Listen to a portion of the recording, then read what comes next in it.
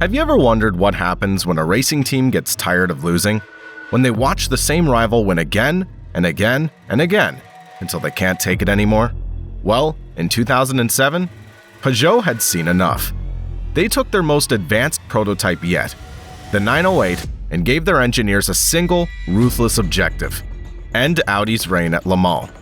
What came next was an arms race, a battle fought at over 200 miles per hour. A war where Peugeot wasn't just playing catch-up, they were hunting for the throne.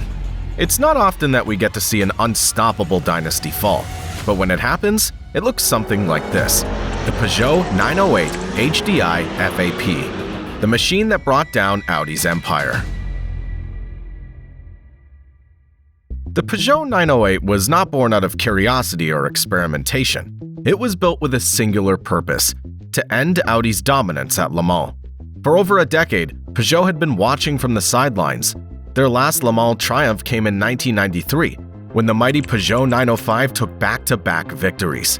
That car had been a masterpiece, lightweight, aerodynamic, and brutally fast. It had conquered Le Mans with pure speed and innovation. But by 2007, Le Mans had changed. Speed alone was no longer enough. Now, endurance, efficiency, and precision were just as crucial as raw power. Peugeot's return wouldn't just be about building a fast car. It had to be a perfect one. And there was only one team standing in their way: Audi. Audi had rewritten the rulebook.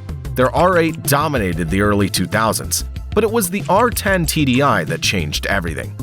It was the first diesel-powered car to win Le Mans, proving that diesel technology wasn't just efficient, it was unbeatable.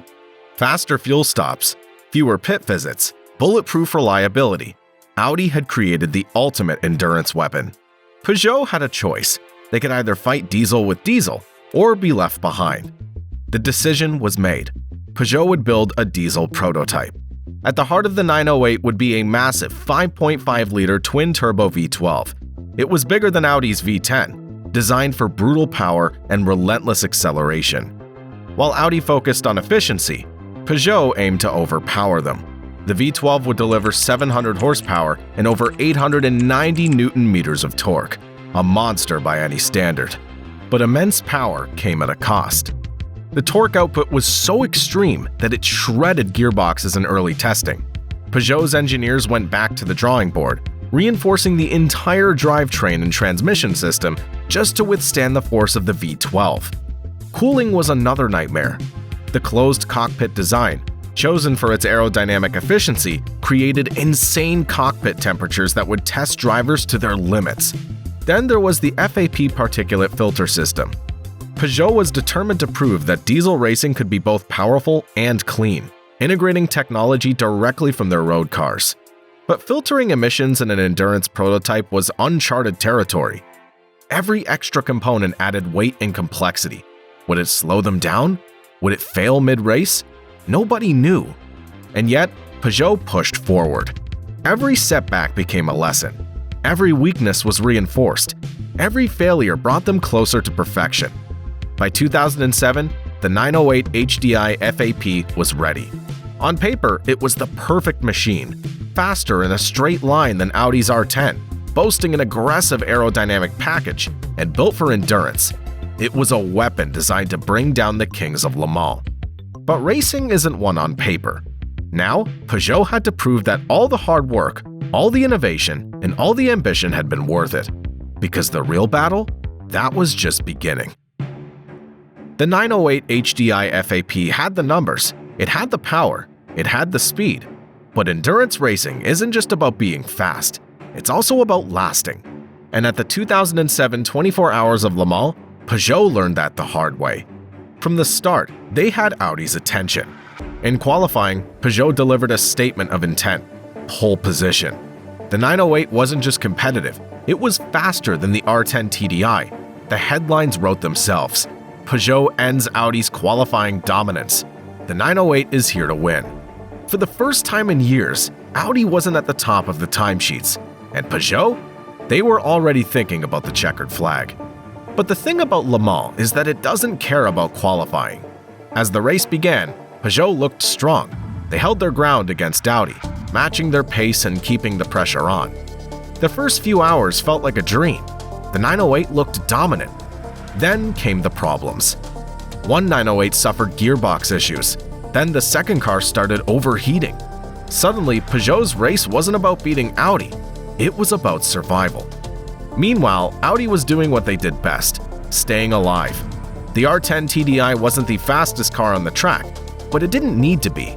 It was built for reliability, endurance, and consistency. Hour after hour, Audi's flawless pit stops and mechanical stability began to break Peugeot down. Peugeot's pole position meant nothing. By the time morning arrived, the dream of victory was gone. The best Peugeot could hope for was damage control. As the checkered flag waved, Audi crossed the line first.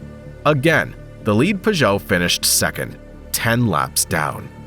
For Peugeot, it was devastating.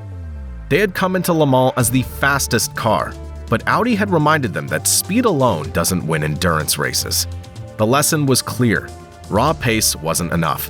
If Peugeot wanted to dethrone Audi, they had to do more than build a quick car. They had to build an unbreakable one.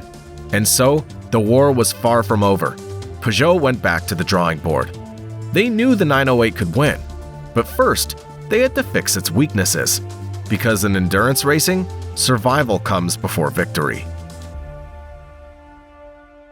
Peugeot had lost the battle in 2007, but they hadn't lost the war. With the 908 HDI FAP, they had something Audi hadn't faced before, a diesel rival that could outrun them.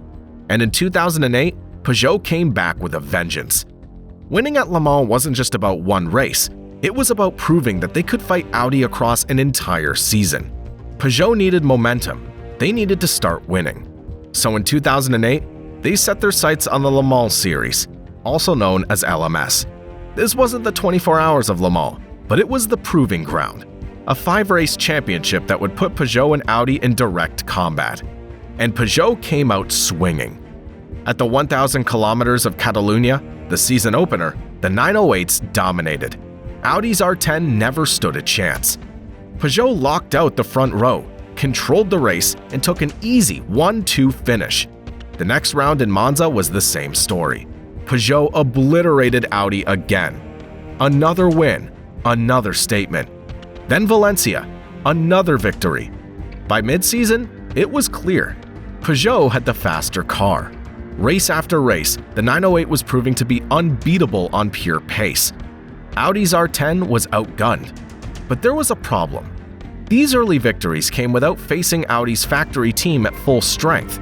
The real test wouldn't come in LMS. It would come at Le Mans. Audi didn't care about losing LMS races. They cared about one thing, the 24 hours of Le Mans. And while Peugeot had been racking up victories, Audi had been preparing for war. So when the teams arrived at Le Mans in 2008, it was clear this was going to be a fight. Peugeot had the fastest car, but Audi had the experience. For hours, the two teams went blow for blow. The 908s and R10s traded stints at the front, their diesel engines roaring through the night. Peugeot held the edge on pace, but Audi executed perfectly in the pits. Then, as dawn broke over the Circuit de la Sarthe, Audi's strategy came into play. Peugeot was burning through tires faster than expected. Every extra pit stop cost them crucial seconds. Meanwhile, Audi's fuel efficiency allowed them to stretch their stints just a little longer. And in the final stretch, that tiny margin made all the difference. Peugeot had the faster car. Audi had the smarter race. The checkered flag waved, and once again, it was Audi who crossed the line first. For the second year in a row, Peugeot had done everything right, but it still wasn't enough. 2 years in, Peugeot had learned a painful truth. They weren't there yet. But the gap was closing, the frustration was boiling over. And by 2009, Peugeot was done playing catch-up. They were ready to take the throne. For 2 years, Peugeot had watched Audi escape with victory at Le Mans, not because they were faster, but because they were smarter, tougher, and more precise. The 908 had the speed.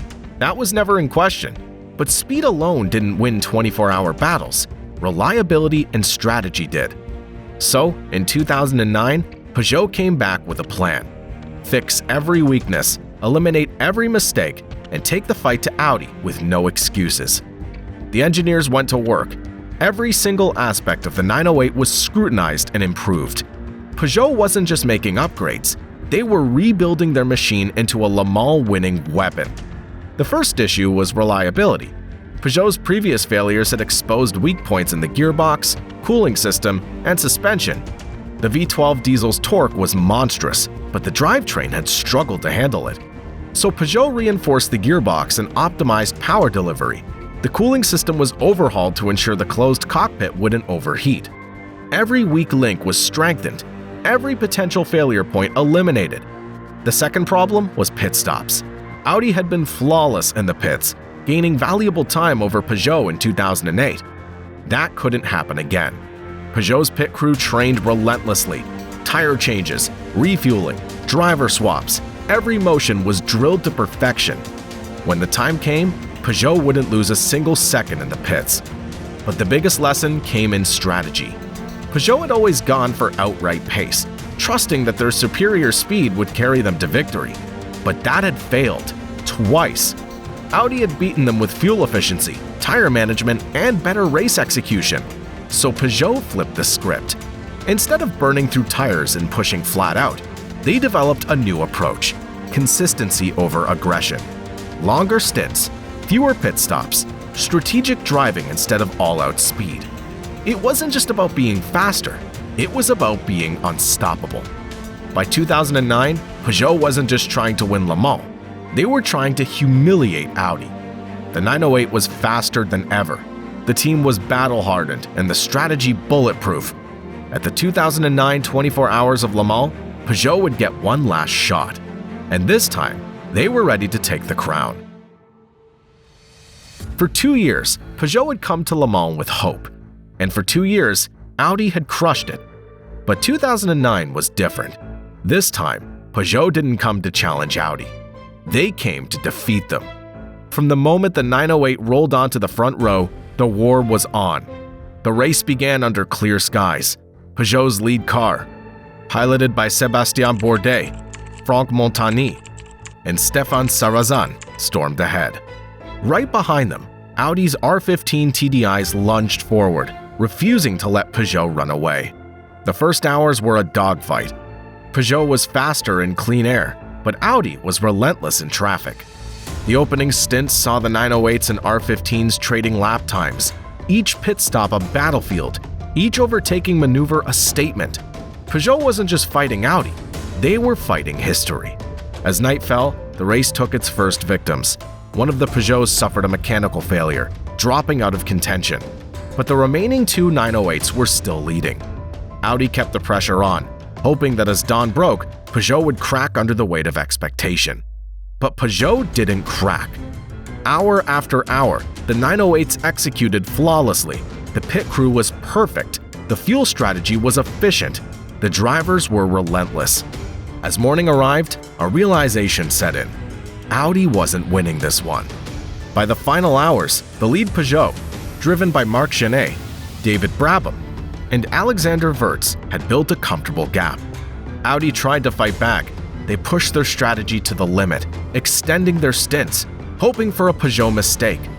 But no mistakes came this time round. As the final minutes ticked down, the lead Peugeot stayed firm and the checkered flag waved. Peugeot had done it. For the first time since the diesel era began, Audi had lost Le Mans. The unshakable dynasty, the team that had crushed everyone in its path, had fallen to the 908. After 16 years, Peugeot were back on top. After 2 years of heartbreak, they had finally beaten Audi at their own game. The 908 HDI FAP had dethroned the kings of Le Mans. And just like that, the dynasty had fallen.